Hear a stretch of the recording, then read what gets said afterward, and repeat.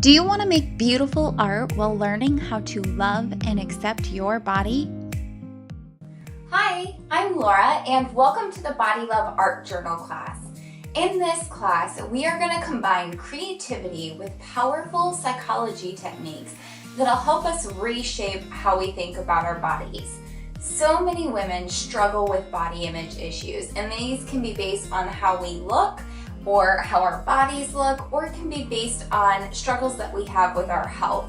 For example, infertility, chronic illness, things like that can change the way that we view our bodies and can contribute to a negative body image. This class is all about reshaping our ideals and our thoughts and our actions and learning how to love and accept our bodies while combining the really awesome art journaling techniques that I teach you.